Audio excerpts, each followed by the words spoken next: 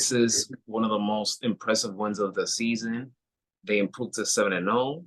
They will be taking on Wisconsin next week for a nighttime primetime game on NBC. And they had some support from their former quarterback, CJ Stroud, who was in the building. Yeah, they did. I think that was really good for CJ Stroud to make it to that game. Penn State, Ohio State, very classic rivalry. So the fact that CJ Stroud was able to make it to the Horseshoe to support the Buckeyes, I think really pumped the team up. And the score doesn't really kind of tell the story. This was a very intense game with a score of 20-12. You were right when we did our pregame analysis. This was going to be a defensive game. We thought probably about the second half it was going to break out, but both teams' defense were just giving it their all to make their stops, hopefully make some turnovers in order to create opportunities. But once the Buckeyes had control, their defense just stopped the Nittany Lions with any hope of kind of gaining control. But congratulations to the Ohio State Buckeyes. They are 7-0, and they're in the driver's seat right now. What do you make of Common Core? At the beginning of the season, a lot of people were worried about whether he could fill in those shoes for CJ Stroud. Like a lot of people were very concerned after that first game, but I said to myself, let's have a little bit more patience with him. Let's see what's going to happen. And so far, he is answering the bell. And he played terrific in this game. He completed 23 of his 35 passes with 1 touchdown. So what do you make of his growth so far this season, especially in this game? I really like his growth, Miguel. And you're right. When CJ Stroud got drafted, he was leaving Ohio State. Kyle McCord, he was there. But like anything, you have to give quarterbacks, especially quarterbacks, the opportunity to establish themselves. So in the first couple games, he was very productive. It's just a lot of analysts want to see these big numbers. They want to see these 300-yard games. They want to see these 2 and 3 touchdown games. But the thing about Kyle McCord is he was very efficient. And when you look at the efficiency, that's when the yards will then become more prevalent. So Kyle McCord, the first about 3 or 4 games, very efficient. I think he averaged about 265 yards in those 3 games. But after that 4th game, he was cooking. He was cooking. He had opportunities. His receivers trusted him more to make those opportunities for them. And his running backs definitely were making those opportunities when they were given the ball. So Kyle McCord, I think he's probably in the back as far as a Heisman Trophy, possibly finalist. But don't count him out. Don't count him out. He is on an undefeated team. Do not take for granted that he is on an undefeated team and he may not be having the numbers that a Michael Penix Jr. would have or a Bo Nix would have. So don't count him out. But this could be working in Kyle McCord's favor. If not a lot of people have him on their radar, then he's going to show out and he's going to prove that, hey, you need to be talking about me.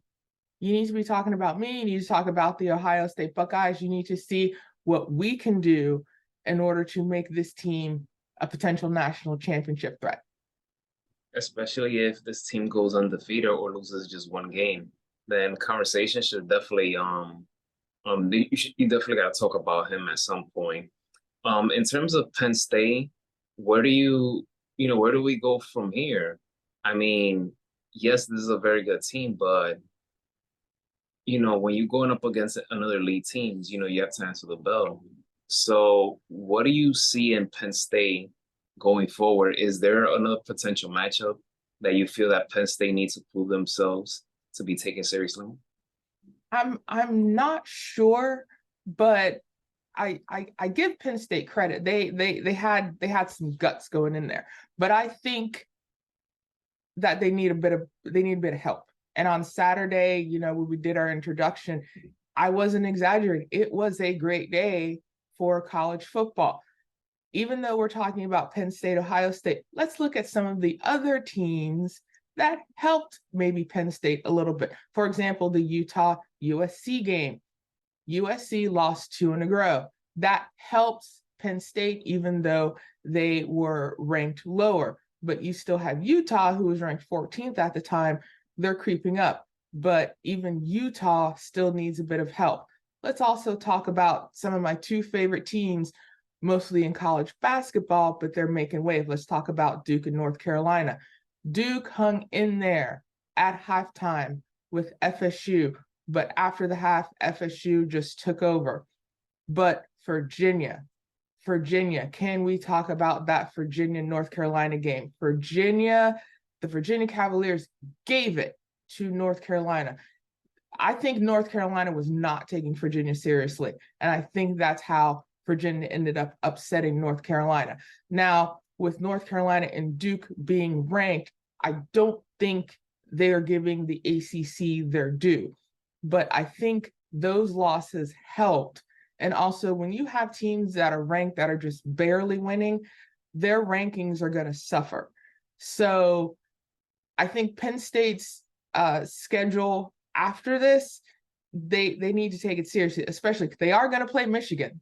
So depending on how Michigan is, and if they meet again and both teams are and Michigan is undefeated, Penn State definitely needs to take control. They need to have a better control of the football. They need to go ahead and throw up the football. They need to make those touchdowns. They need to make Michigan work.